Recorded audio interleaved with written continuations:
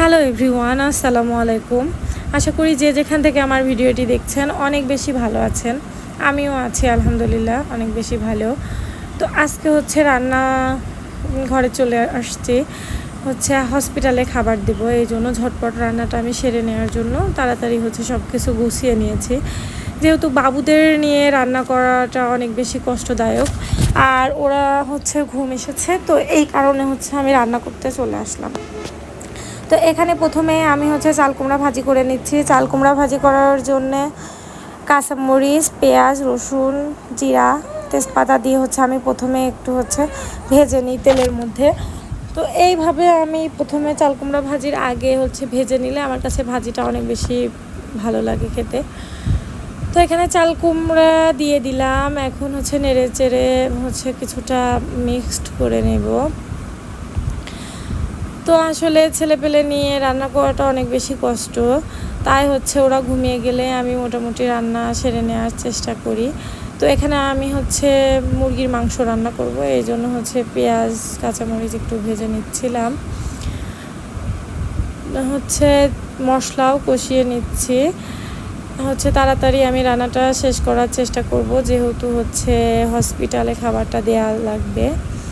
তো আপনারা আবার প্রশ্ন করতে পারেন যে হসপিটালে কেন খাবার দিচ্ছি।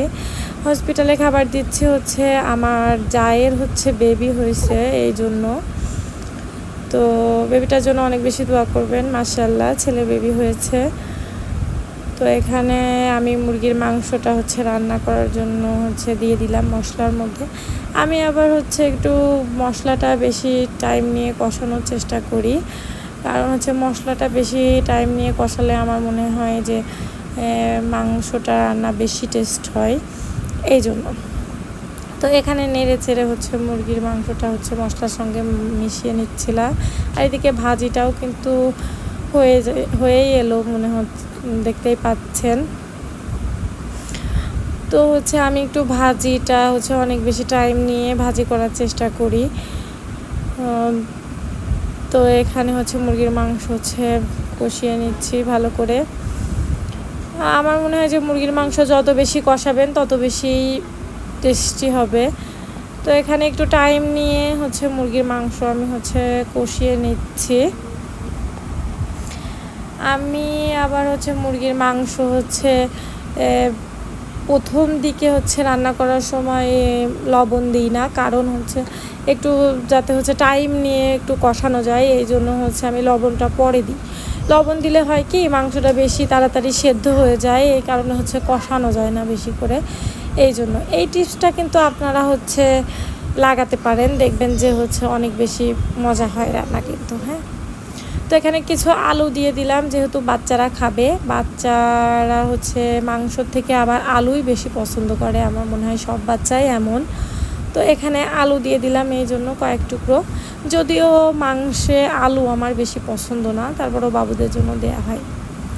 তো এখানে বেগুনও ভাজি করে নিচ্ছি, যেহেতু হসপিটালে একটা আমাদের ছোট বাবু আছে, ও বেগুন ভাজিটা অনেক বেশি লাইক করে, এই জন্য। আর এখানে একটু ডাউলু রান্না করে নিলাম। তো এখানে বেগুন ভাজি বেগুন ভাজিটা যেহেতু মেয়ে অনেক বেশি পছন্দ করে, এই জন্যই কিন্তু দেয়া। তো এই জন্য একটা বেগুন আমি ভাজি করে নিচ্ছি, আর তাড়াতাড়ি রান্নাটা সেরে নিচ্ছি, যেহেতু আমি সন্ধ্যার মধ্যেই রান্নাটা দেওয়ার চেষ্টা করব, কারণ যে বাবু আছে, ছোট বাবু আছে, ওরা খেয়ে দিয়ে রাতে ঘুমাতে পারে, বেশি রাত না করাই ভালো। তো এদিকে ডাউলটাও হয়ে গেছে, আবার বেগুন ভাজিও হয়ে গেছে।